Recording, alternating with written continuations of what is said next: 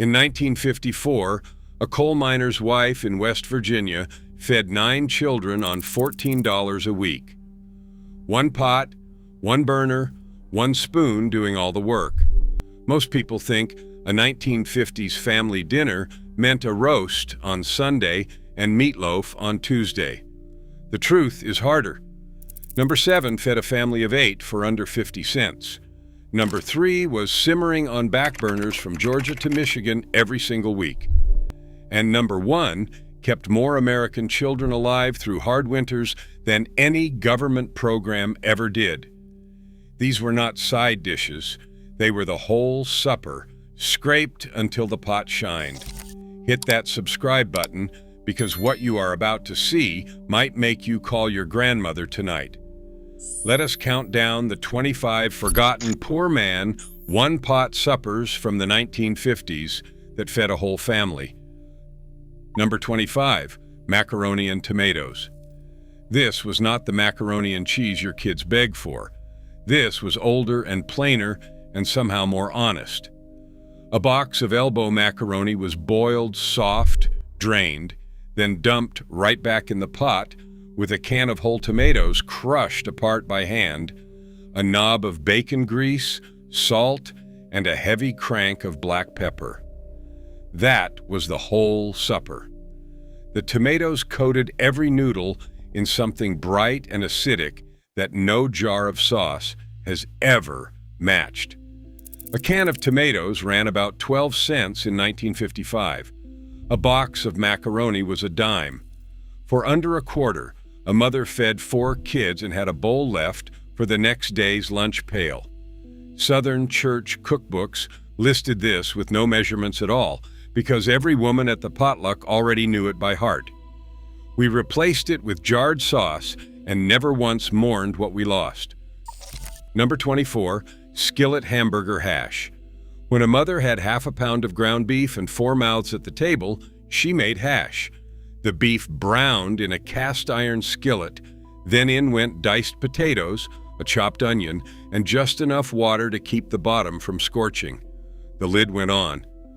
20 minutes later, the potatoes had gone soft and the beef had threaded all the way through, and the whole thing tasted about like 10 times the meat it actually held. Ground beef was around 43 cents a pound, but the potatoes did the real work, swelling and soaking up every drop of fat and flavor. This was a Thursday night meal on farms from Iowa to Pennsylvania. It made one small package of meat feel like a feast. Children scraped the crispy bits off the bottom of the pan and fought over them. Nobody knew they were eating poor. They just knew supper was good. Number 23, ham and potato soup. After the holiday ham was carved down to nothing, a smart mother turned the leftovers into 3 more days of dinner. Diced potatoes, a chopped onion, the last scraps of ham, and water simmered until the potatoes broke down and clouded the broth, thick and creamy without a drop of cream. A splash of canned evaporated milk at the end made it richer than any family had a right to expect. Potatoes came from a 50-pound sack that cost almost nothing. The ham was already paid for.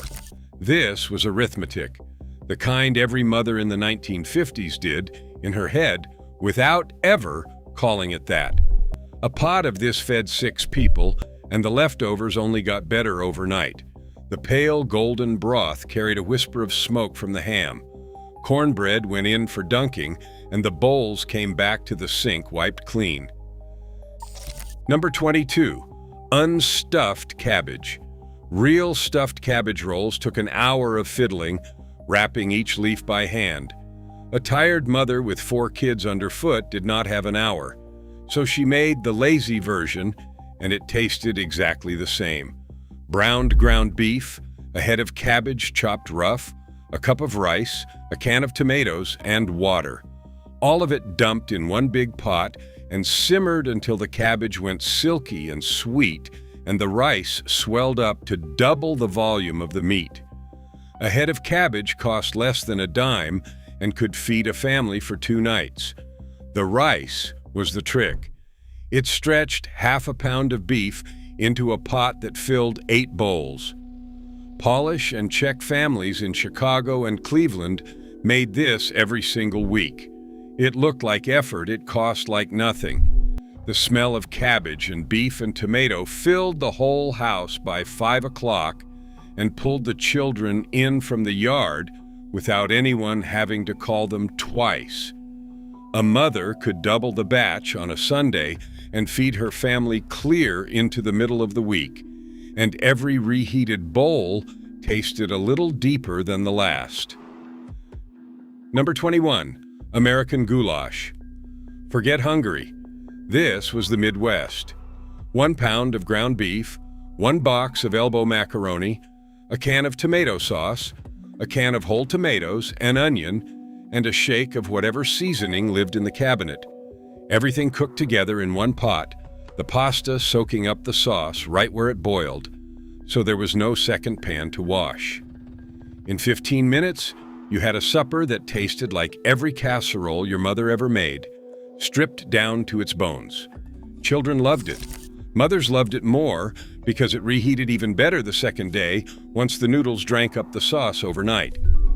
From Ohio to Nebraska, this was simply called goulash, a borrowed name slapped onto pure American thrift. It fed a family of 6 for about $1 and never once heard a complaint. Number 20, chili with beans. Not the championship kind with hand-cut brisket and 3 dried peppers. The supper kind. A pound of ground beef browned in a pot, a can of kidney beans, a can of tomatoes, a spoonful of chili powder, and salt. 30 minutes and you had a pot that lasted 3 days and tasted better on day 2 than day 1. For a big family, this was a miracle of stretch.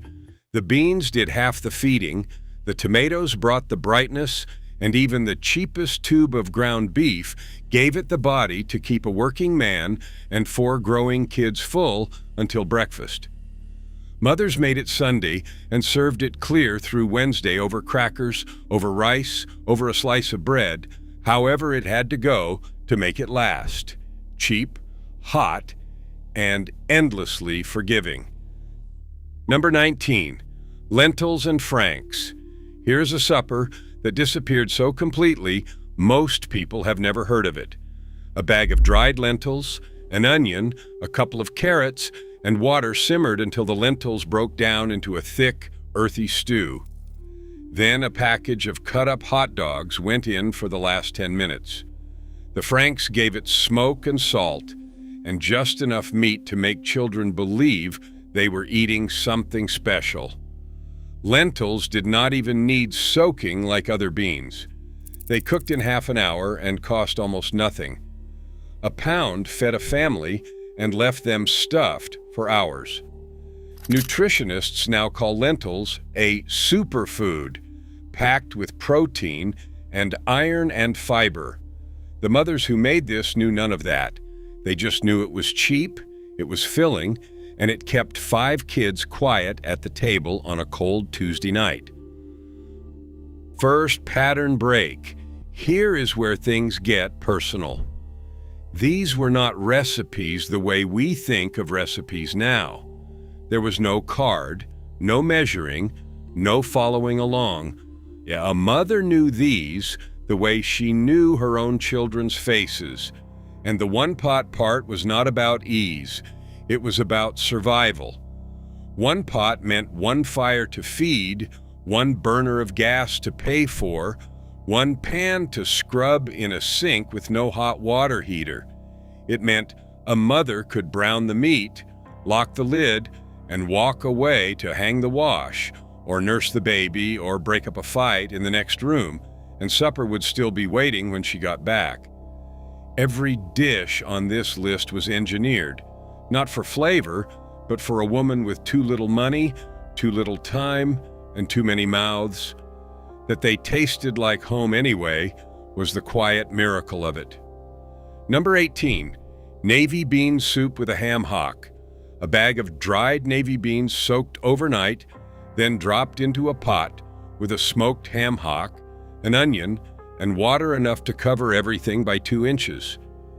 Then it simmered for 3 or 4 hours until the beans burst open and the starch thickened the broth into a creamy white soup that tasted 10 times richer than it had any business tasting.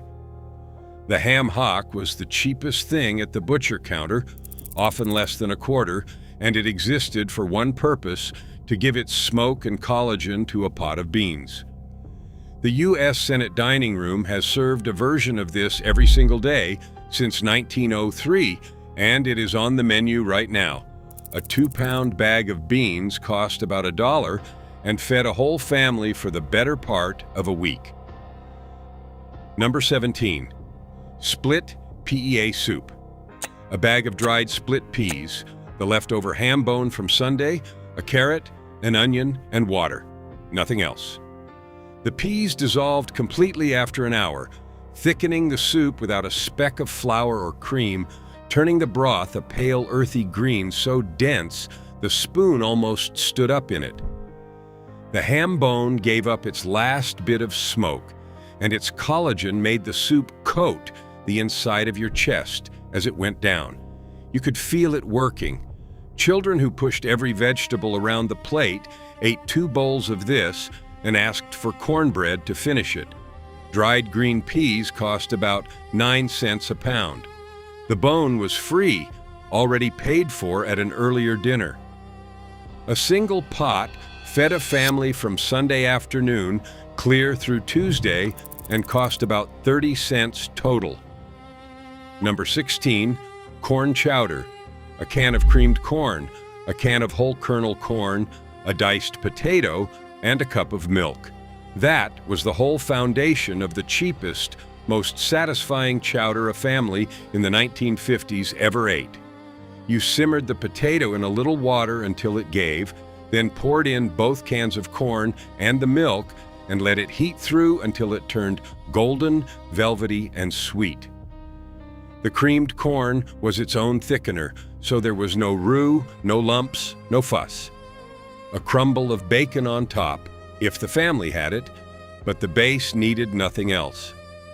Midwest farm wives made this when the freezer was bare and the garden had gone to frost. Canned corn lasted on the shelf for years. This supper waited patiently in the cupboard until the night a mother needed it most.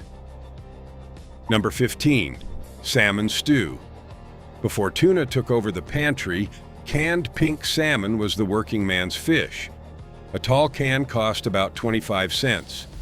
A mother would tip the whole can, bones and all, into a pot with diced potatoes, an onion, a knob of butter, and milk, then simmer it gently until the potatoes softened and the broth turned pink and creamy.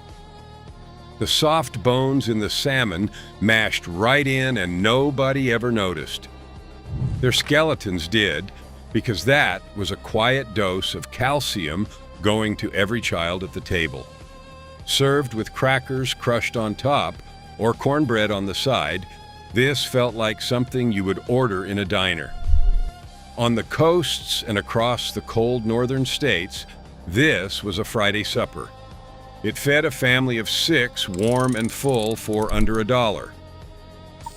Number 14, chicken and dumplings. A whole stewing hen was the cheapest chicken at the market, 15 cents a pound for a bird too old to lay. A mother simmered it for 2 hours with celery and onion until the meat fell off the bone and the broth turned golden and rich. Then she pulled the bones out and dropped spoonfuls of biscuit dough right into the boiling pot, where they puffed up soft and pillowy and drank in the chicken flavor from the inside. 20 minutes covered and the pot was full of tender meat, thick broth, and dumplings that dissolved on the tongue. This was the supper that showed up when a neighbor lost someone, when a child was sick, when the weather turned mean. It was care you could eat with a spoon. 1 bird and a cup of flour fed a whole family and warmed the whole house. Second pattern, break. Here is something the food companies never wanted you to think about. Every meal on this list is built from ingredients a grocery store cannot mark up. Dried beans, potatoes, onions, a bag of rice, cabbage, a can of tomatoes. There is no brand war over a sack of split peas. There is no advertising budget behind a ham hock. The profit on these foods is measured in pennies, which is exactly why you have never once seen a commercial for potato soup. So the companies sold our mothers something else. They sold them shame for using a can and convenience they did not need, and frozen dinners at 4 times the cost and a fraction of the nutrition. The foods that actually fed America's families through the lean years are the foods nobody could get rich from. That is not an accident. That is the whole story. Number 13, beef and barley soup. A pound of cheap stew meat, a handful of pearl barley, a couple of carrots, an onion, a can of tomatoes, and water. The beef browned first to build flavor, then everything else piled in and simmered low for an hour and a half until the meat went fork tender and the barley swelled and turned the whole pot thick and chewy and deeply savory. Barley was the secret. A few cents worth of it doubled the body of the soup and made 1 pound of tough meat stretch across a family of 6. This was a clean-out-the-cellar supper, made richer by whatever root vegetables were going soft in the bin. The kitchen windows fogged up while it cooked. It was the kind of soup that made a cold house feel like a home, and asked almost nothing of the wallet to do it. A working man came in from the cold, smelled it from the porch, and knew before he hung his coat that the family would eat well that night. 1 tough cut of meat and a few cents of barley turned into a pot that filled every bowl at the table twice. Number 12, red beans and rice. A pound of dried red kidney beans, a smoked sausage link, an onion, a green pepper, and a stalk of celery, cooked low and slow in 1 pot until the beans went creamy and the sausage surrendered its smoky soul to the broth, served over a pot of rice that stretched it even further. This was the Monday supper of New Orleans, born from wash day, when a woman set the pot on the back burner in the morning and scrubbed laundry all day while it cooked itself. For a big family, the beauty was that it asked for nothing. No stirring, no watching. The beans did their own work, and by evening you had a supper so rich and so filling that nobody at the table would have believed it cost less than $3 to fill every plate twice over. Number 11, Hopping John. In the low country of South Carolina and Georgia, black-eyed peas were not just New Year's luck. They were Tuesday supper. A pot of dried peas simmered with a smoked ham hock, an onion, and a pinch of red pepper, then tossed with long-grain white rice until the rice drank up all that smoky, earthy broth, and the peas split open at their centers. Black-eyed peas cost about 7 cents a pound. The ham hock was a scrap the butcher nearly gave away. Rice was a staple in every pantry. This 1 pot fed a large family for next to nothing and left every child full and quiet. Eaten on New Year's Day, it brought good fortune. Eaten on an ordinary February night because there was nothing else, it simply brought dinner, which to a hungry family was the same kind of luck. Number 10, tuna noodle hot dish. A can of tuna, a handful of egg noodles, a can of cream of mushroom soup, and a scoop of frozen peas, if the family had them. Everything in 1 pot, with enough water to cook the noodles right there in the same pan. 12 minutes and the whole kitchen smelled like every Wednesday night from 1955 to 1965. The cream of mushroom soup was the quiet engine of American home cooking for 40 years, turning anything it touched into something creamy and familiar and warm. A mother made this with her eyes half closed after a long day. No measuring, no timing, just open, dump, and stir. Some topped it with crushed potato chips for a salty crunch that made the children clean their bowls. It looked like a casserole and cost like a snack, and it fed a whole family without anyone going to bed hungry. Number 9. Franks and beans. The simplest supper a mother could make and still call it a meal. A couple of cans of pork and beans, or a pot of dried navy beans she had cooked herself, dumped in a pot with sliced hot dogs, a spoonful of mustard, a glug of molasses, and a little ketchup. Heated through until it bubbled, the Franks plumping up in the sweet, smoky sauce. For families with 5 and 6 children, this was a weeknight workhorse. The beans were protein and fiber and pure stretch. The Franks gave the kids meat they recognized and loved. A can of beans cost about a dime, a package of Franks a little more, and together they fed a tableful for under 50 cents. It tasted like a backyard cookout on a night when there was no backyard and no money for a cookout. Third pattern break. Here is what nobody likes to say out loud. The thing that made these suppers genius was never the flavor. It was that a tired, broke, overwhelmed mother could actually make them. She could make them with a baby on her hip. She could make them with aching feet after a double shift at the mill. She could make them when the cupboard was nearly bare and the paycheck was 3 days away and the math was not working. These meals met her exactly where she stood. One pot, one burner, cheap ingredients that did not spoil and did not judge. The most important thing in every one of these recipes was never the beans or the beef or the broth. It was the fact that it was possible that a family could eat tonight. That is what these suppers were really for. Number 8, vegetable beef soup.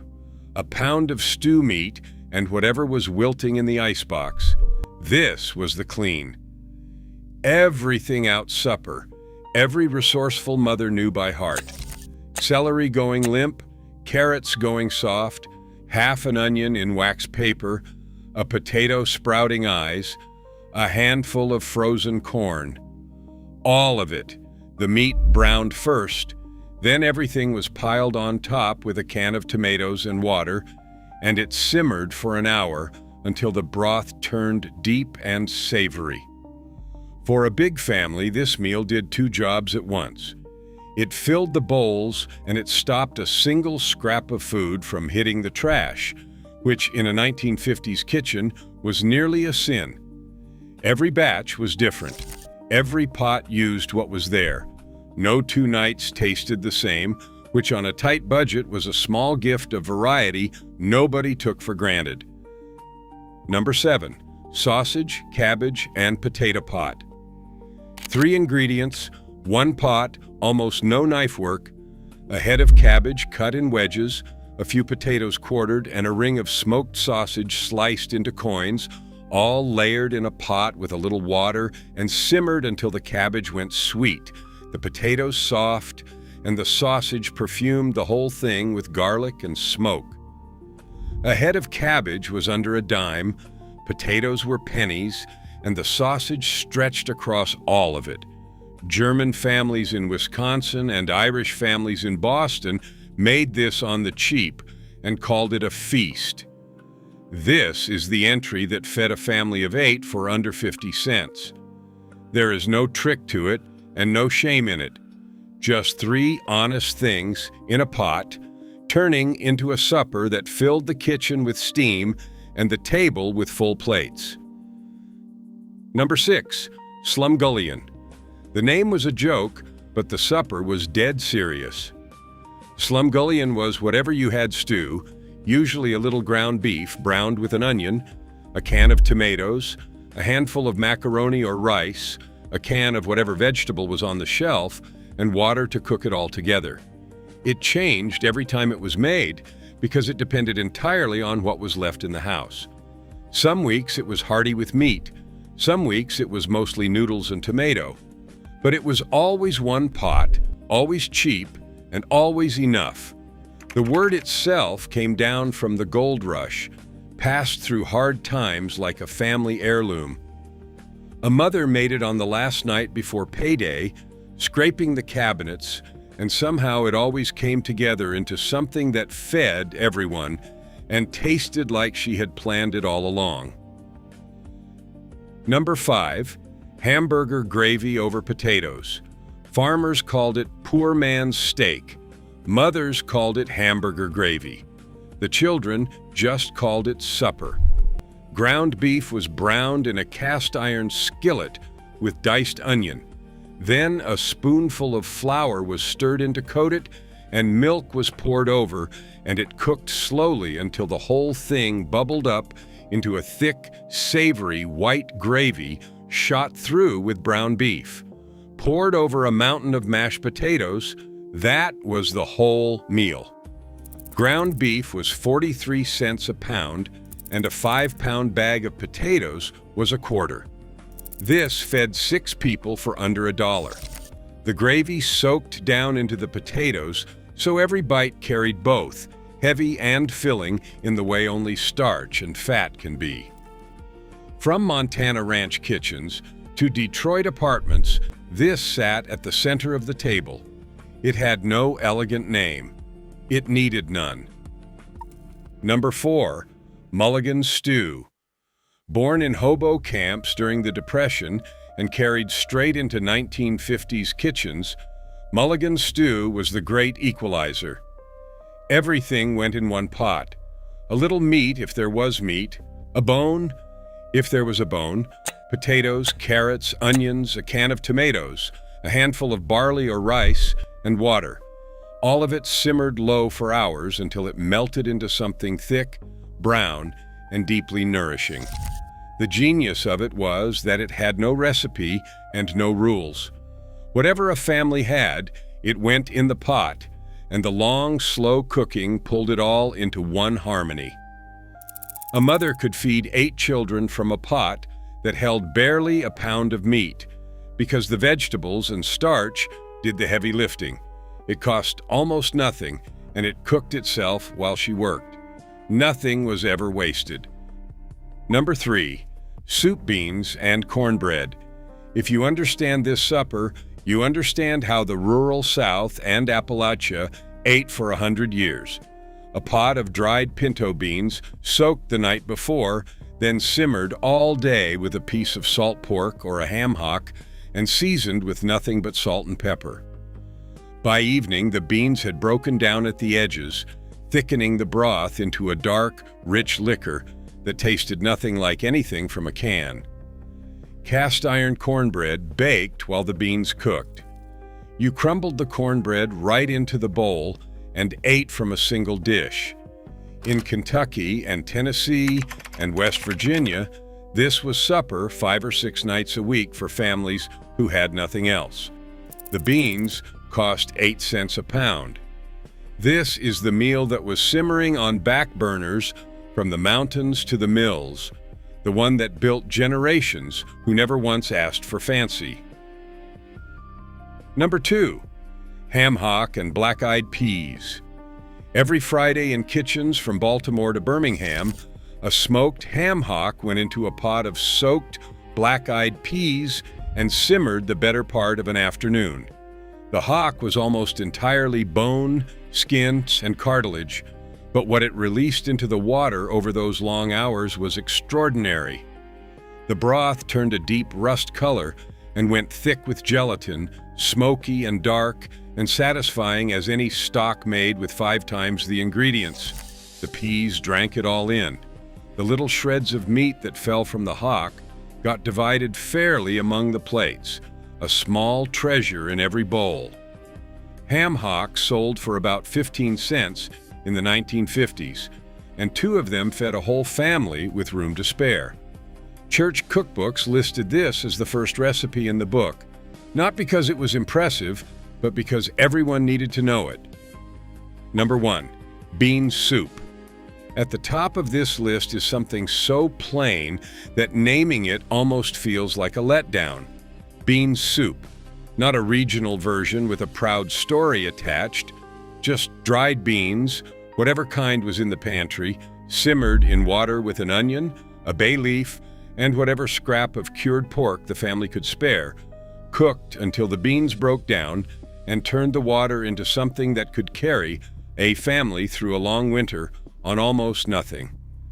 This is the supper that appears in every American memory of being poor, from the coal towns of Appalachia to the tenements of Chicago to the sharecropper shacks of the Delta. A pound of dried beans cost 8 to 10 cents and fed 6 people for 2 days. Nothing in the American kitchen has ever done more for less, and nothing has been more completely forgotten by the full supermarkets that replaced it. This is the one we should remember most. Here is my challenge. Make one of these this week, just one. The soup beans and cornbread, the hamburger gravy, the navy bean soup with a ham hock. Make something your grandparents made without a second thought. Then sit your family down at the table and watch the pot come back empty. Tell me in the comments which one you tried, because I made the soup beans and I have not bought a can of soup since. I want to know if the slumgullion gets more love than the goulash. These were not consolation meals. They were the real thing, one pot at a time, and they fed a whole country when it had nothing else.